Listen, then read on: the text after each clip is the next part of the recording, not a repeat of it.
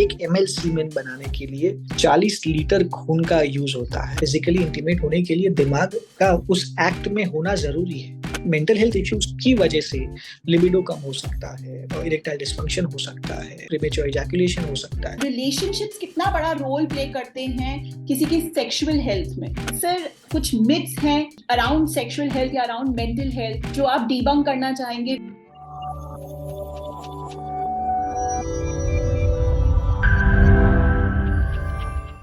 कुछ तो लोग कहेंगे लोगों का काम है कहना, पर डरना कैसा जब साथ हो कोई क्योरिक्स जैसा। क्योरिक्स podcast, a place where we decode sexual health concerns with a modified lens of medical science. Thank you so much and welcome to our new episode of Decoding Sexual Health. Today we have a very special guest, Dr. Sarthak Dave, who's a seasoned psychiatrist and a specialist in areas of sexual disorders, sleep disorders, and de-addiction. He's not just a renowned doctor, but also a passionate mental health advocate, touching many lives with his practical advice and gentle approach towards mental health and relationships. Welcome to our podcast, Dr. Dave. Thank you so much. Thank you so much. So, Dr. Sarthak, today we are here for a very special topic, and I think yet lot times ignored, the connection between the three major healths of an individual, which is mental health, physical health, and sexual health. Right. So, Dr. Sarthak, how would you put it? What is the major connection between mental health, physical health, and sexual health? So the first things first, I would not demarcate like this. It is health. Right. It's a part. You cannot say that. See, we are always advocating about not having a taboo over mental health or sexual health, but then we are also demarcating it. We are talking about it as it is something different from physical health. If your brain is a part of your body, your mind is a part of your body, so are your sexual organs. So you should not just demarcate it. This is a part of health. It is as ordinary and as important as every other disease of your body. Exactly. Doctor सार्थक, पता है जब से मैं इस topic पे research कर रही हूँ और जब से हमने क्योरिक्स को बिल्ड कर रहे हैं, बहुत बार हमें ये बताना पड़ता है कि फिजिकल हेल्थ डेफिनेटली हम सब ध्यान रखते हैं, मेंटल हेल्थ अब हम बहुत ध्यान रखने लग गए, हमें पता चल गया है कि कितना इंपॉर्टेंट रोल प्ले करता है मेंटल हेल्थ हमारी लाइफ में। उसी तरह सेक्सुअल हेल्थ एक वो चीज है जो कि एज यू राइटली सेड कि कंप्लीटली हेल्थ में सेक्सुअल हेल्थ भी वो चीज है शायद जो मेंटल हेल्थ और फिजिकल हेल्थ दोनों ही को इफेक्ट भी करता है और दोनों की ही वजह से होता है। True absolutely right and sir please tell me doctor Dave, अब क्योंकि एज अ साइकाइट्रिस्ट कितनी बार आपने ये नोटिस किया है या आपके पेशेंट्स जब आप उनसे बात करते हैं, क्या रिलेशनशिप्स कितना बड़ा रोल प्ले करते हैं किसी की सेक्सुअल हेल्थ में? सी, हेल्दी रिलेशनशिप से ही physical intimacy, sexual intercourse healthy होने वाला है। Right. If a lot of people believe, and a lot of people might be able to do it, I would not say a lot of people, but a few people, ki without having any emotional attachment, without having any healthy relationship, the person can go and have sexual intercourse with someone. But that's not applicable to everyone. A lot of people need that emotional attachment, need that feeling of security to be able to get physically intimate with that person. So हाँ, healthy relationship बहुत ज़्यादा ज़रूरी है। Exactly. क्योंकि कई बार हमने देखा है हमारे पास ही जो यूजर्स आते हैं जिनकी मतलब जो साइकोलॉजिस्ट हैं, कभी हम जब एक मेजर लेवल पे डिस्कशन करते हैं कि बहुत सारे सेक्सुअल डिस्फंक्शंस जो वो फेस कर रहे होते हैं, उनका मेजर कॉज एक होता है कि रिलेशनशिप ठीक नहीं चल रहा है और रिलेशनशिप की वजह से उनकी मेंटल हेल्थ ठीक नहीं होती है और मेंटल हेल्थ ठीक ना होने की वजह से फाइनली उनकी सेक्सुअल हेल्थ बिगड़ जाती है। ट्रू। तो ये चीज हमने एक बिल्कुल इंटरकनेक्टेड देखी कि मेंटल हेल्थ, सेक्सुअल हेल्थ और रिलेशनशिप पे बहुत ज्यादा डिपेंडेंट है। So talking about married couples or people who are in a relationship for a long time, ये figure out करना बहुत difficult हो जाता है because they come, let's say, with that the issue कि they are not able to have sexual intercourse with each other or some issues are happening in their physical intimacy. But जब explore करें तब उन दोनों के बीच में emotional attachment रहा ही नहीं है या फिर they have just grown apart. So what happened first, वो figure out करना बहुत difficult हो जाता है. It's because of him that this is happening, or it's because of her that this is happening, or it's because of not having sex this is happening, or it's because of this happening that we are not having sex. So it becomes very difficult to figure out. I'm sure इसीलिए मैंने ये topic छेड़ा कि तभी कि psychology मतलब basically your mental health which of course covers your psychology and the kind of rapport you share with your partner and with yourself also.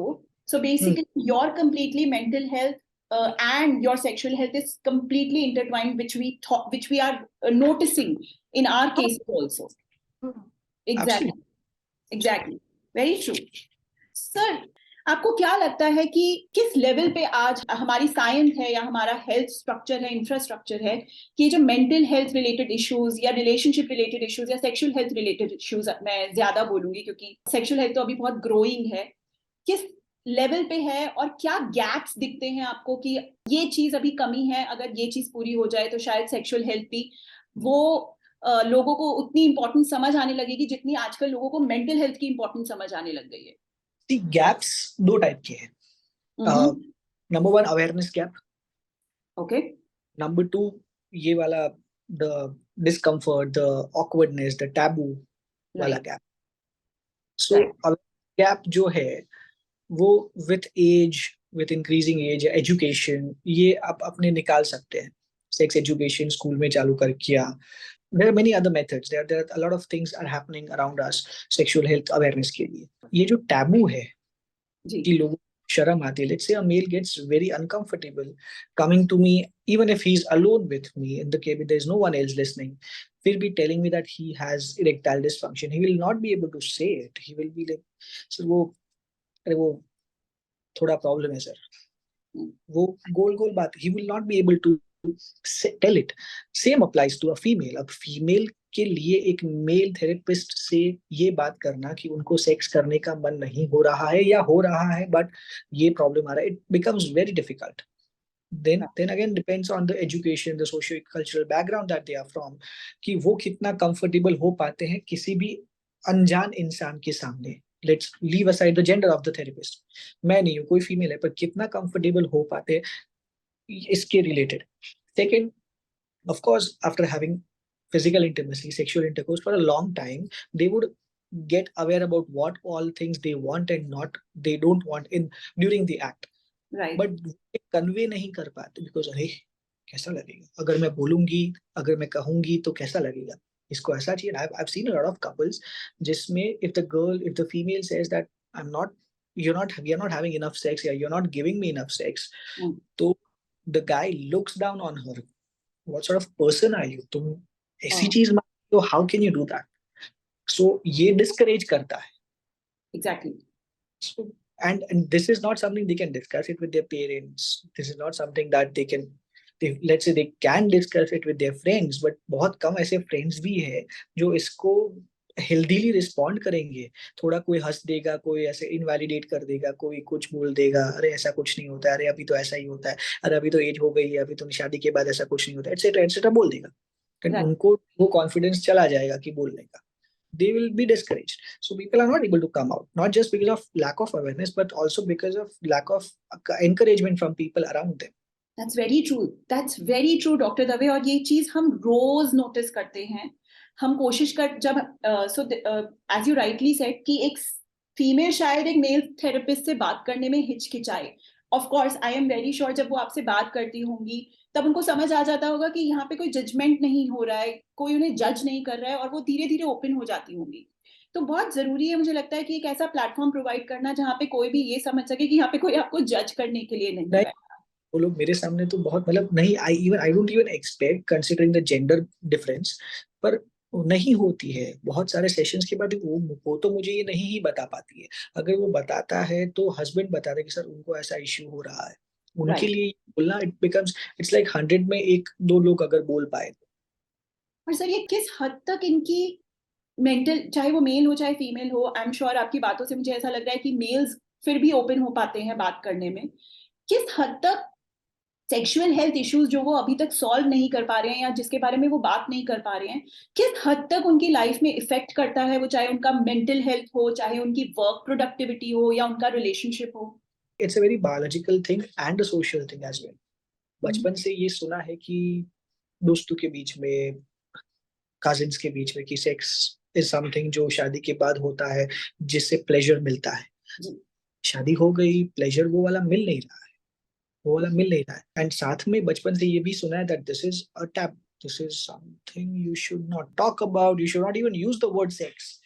अरे वो किया, पीपल से इट लाइक दैट। राइट। तो वो एक डिलेमा में होते हैं। एंड देन वो जो एक सिग्निफिकेंट पार्ट है शादी का या रिलेशनशिप का, उसमें वो लोग प्लेजर नहीं ले पाते। जी सो पूरा दारोमदार आ जाता है उस रिलेशनशिप के ऊपर कि अब यहाँ से मुझे खुशी या हैप्पीनेस नहीं मिल रही है, तो ये वाला मुझे सही लगना चाहिए। तो द हस्बैंड या the wife is not able to let's say fulfil up to that mark, तो वो डिस्टर्बेंस आने लगते हैं। रिलेशनशिप। बायोलॉजिकली अगर देखा जाए तो सेक्स और orgasms are something that gives you some amount of happiness. Dopamine release जो होता है, that gives you some kind of happiness, that gives you the human touch, the warmth, gives you some kind of happiness. But वो नहीं होता है। अगर वो नहीं मिलता है तो वो पार्ट भी कम हो गया, एंड गुस्सा आता है, फ्रस्ट्रेशन आता है, तो वो फिर पार्टनर के ऊपर निकलता है, डिस्टेंस आते जाए। बिल्कुल, क्योंकि आप ये केसेस रोज हैंडल करते होंगे, क्या इनकी खुद की मेंटल हेल्थ, सेल्फ कॉन्फिडेंस और वर्क प्रोडक्टिविटी पे भी इफेक्ट करता है? मेंटल हेल्थ इश्यूज की वजह से लिबिडो कम हो सकता है, इरेक्टाइल डिस्फंक्शन हो सकता है, प्रीमेच्योर इजैकुलेशन हो सकता है, जिसकी वजह से वो ऐड ऑन करता है सर्कल। एक। हाँ, वो यहाँ से थोड़ी खुशी मिल सकती थी जो मुझे डिप्रेशन में इतना ज्यादा नहीं जाने दे सकता था, पर वो नहीं मिल रही है। राइट, तो वो मेरा दरवाजा बंद हो गया। एग्जैक्टली। वो कहते हैं ना कि 3 पिलर्स हैं लाइफ के, मेरा एक हेल्थ, और एक मेरी वर्क, और एक मेरे रिलेशनशिप्स। तो इंसान को लगता है कि अच्छा एक पिलर ठीक नहीं काम कर रहा है तो कम से कम दूसरा पिलर ठीक काम कर रहा है तो मेरी लाइफ चल जाएगी, फिर वो धीरे धीरे अपने दूसरे पिलर पे काम करना शुरू करता है। बिल्कुल सही, I can completely relate. Sir, कुछ मिथ्स हैं अराउंड सेक्सुअल हेल्थ या अराउंड मेंटल हेल्थ जो आप डिबंक करना चाहेंगे व्यूअर्स के लिए, ऑडियंस के लिए? I got something for the men. I've come across this thing very often in my practice कि एक बूंद सीमेन या sperm, semen is the collection, the fluid which also has sperm and other nutrients in it. Exactly. कि एक बूंद सीमेन बनाने के लिए या 1 ml सीमेन बनाने के लिए 40 लीटर खून का यूज होता है। एंड एक बूंद खून बनाने के लिए 40 लीटर बोन मैरो का यूज होता है। So if you waste even 1 drop of your semen, तो वो आपको बहुत ज्यादा वीकनेस दे देगा, and it will push you back by so many months, क्योंकि वो 40 लीटर खून कम बनेगा। And also that you're not supposed to masturbate, you're only supposed to have sex, and if you masturbate वो आपको बहुत ज्यादा weakness दे देगा, because semen में I don't know how but बहुत ज्यादा ताकत होती है, which is not the case, which is absolutely not true. सीमेन का प्रोडक्शन बॉडी में होते ही रहता है, उसका और खून का कोई लेना देना नहीं है। एंड सेक्स करने के टाइम पे भी सीमेन ही निकलता है, मास्टरबेट करने के टाइम पे भी सीमेन ही निकलता है। सो ऐसा नहीं हो सकता, इट इज इम्पॉसिबल प्रैक्टिकली कि सेक्स करने से वीकनेस नहीं आती, मास्टरबेट करने से वीकनेस आती। No, it does not happen. ये मिथ जो गांव में, शहर में पान की दुकान पे पेड़ के नीचे बैठ के जो बातें करते हैं, जो स्टोरीज बनाते हैं, जो डर घुस जाता है दिमाग में, वो थोड़ा निकालो, बिकॉज इट्स ओके।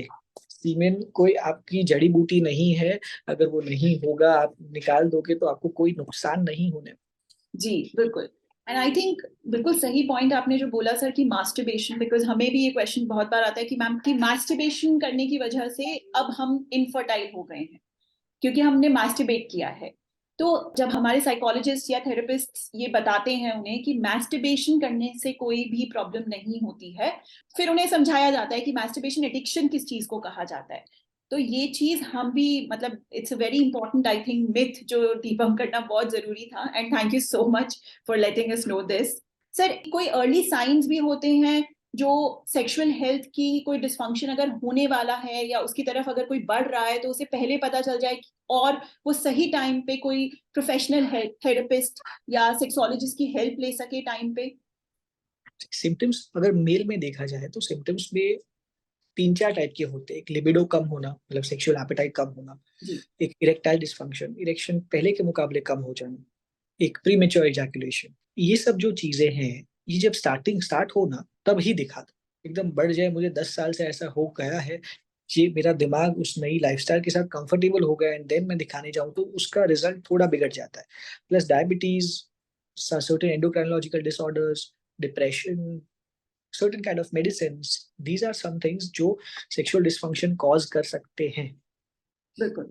अगर ऐसा कुछ है तो भी तो एंटिसिपेट करो कि ये हो सकता है, एंड अगर वो आपको प्रॉब्लम होने वाला है तो पहले से अपने डॉक्टर को बोल दो कि भाई मुझे ऐसा हो तो, एंड अगर होने लगे तो क्लियरली बिंदास बताओ कि सर ऐसा हो रहा है, is there something we can do, तो वो रास्ता निकाल के दे देंगे आपको। एग्जैक्टली, आई एम श्योर आप भी अपनी प्रैक्टिस में ये देखते होंगे जो मेंटल हेल्थ से अपनी जूझ रहे हैं उनमें ज्यादा देखा जाता होगा सर सेक्सुअल डिसफंक्शन, या मैं गलत हूँ इस चीज में? एब्सोल्युटली एब्सोल्युटली, बिकॉज वो ऑलरेडी सेक्स करने के लिए, फिजिकली इंटीमेट होने के लिए दिमाग का उस एक्ट में होना जरूरी है। बिल्कुल। If I upset about something, if I'm low, if I'm anxious, if I'm worried, तो मेरा दिमाग, मेरा ध्यान सेक्स में है ही नहीं, तो मुझे मन तो नहीं होगा, प्रॉपर इरेक्शन भी नहीं आएगा, इजैकुलेशन भी फटाफट हो, बहुत इश्यूज हो सकते हैं। तो मुझे ऐसा लगेगा कि मुझे से मैं सेक्स नहीं कर पा रहा हूँ, but it is not because of that, it is because you are not able to focus because of your mental health issues. Very important point ये चीज सर, ये आपने जो इतनी आसानी से बोल दी ये चीज हमें समझाने में लोगों को आधा आधा घंटा लग जाता है कि आपकी प्रॉब्लम ये नहीं है कि आपको कोई दवाई चाहिए, आपको पहले अपनी मेंटल हेल्थ ठीक करनी है। मेंटल हेल्थ ठीक होगी तो आपकी सेक्सुअल हेल्थ 90% अपने आप ठीक हो जाएगी।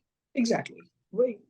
पर नहीं, ये तो समझेंगे नहीं, बट पर रादर आके समझाएंगे, सर आपको पता है ऐसा होता है, अच्छा ऐसा होता है, मुझे भी आप समझाते लोग, ठीक है ऐसा होता है। तो कई बार शायद उन्हें सिर्फ एक हियरिंग एड चाहिए होता है, हियरिंग ईयर चाहिए होता है कि मेरी प्रॉब्लम समझो। हाँ, और वो जिन पे ट्रस्ट कर पाते हैं, जैसे आपके पेशेंट्स आप पे ट्रस्ट करते हैं इसलिए वो आके बोलते हैं, बट हाँ उन्हें ये, जब आप वो एक चीज बोल देते होंगे कि भाई कुछ नहीं है, तेरे को प्रॉब्लम नहीं है, तू अपनी पहले रिलेशनशिप ठीक कर, अपनी एंजाइटी ठीक कर, तेरी सेक्सुअल हेल्थ अपने आप ठीक हो जाएगी, वो उनके लिए रामबाण की तरह काम करता होगा, आई एम श्योर। बिल्कुल बिल्कुल बिल्कुल बिल्कुल। Right sir, I can't thank you enough आपके इनपुट्स के लिए एंड इतनी इम्पोर्टेंट कॉन्वर्जेशन जो कि मैंने जैसा कहा कि लोगों को बताने में हमें आधा आधा घंटा लग जाता है, शायद आपकी ये एक डायलॉग सुन के उन्हें बहुत जल्दी समझ आ जाएगा, क्योंकि आप ऑलरेडी एक बड़े एडवोकेट हैं मेंटल हेल्थ और एडिक्शन के लिए, तो it is very important for them to listen to this from your mouth. To our listeners, you can catch doctor Dave on his insta handle Dr_Sarthak_Dave. I'm sure you would love to listen to his small advices in life, क्योंकि ये इतनी important बातें और इतनी बड़ी चीजें इतने सरल शब्दों में कहे जाते हैं कि आपको पता भी नहीं चलेगा कि कब आपकी लाइफ में एक इतनी अच्छी इनपुट ऐड हो गई। Thank you so much doctor सार्थक, and it was a pleasure having you here. Thank you for joining us. Stay tuned for more insightful discussions on our next episode of Decoding Sexual Health.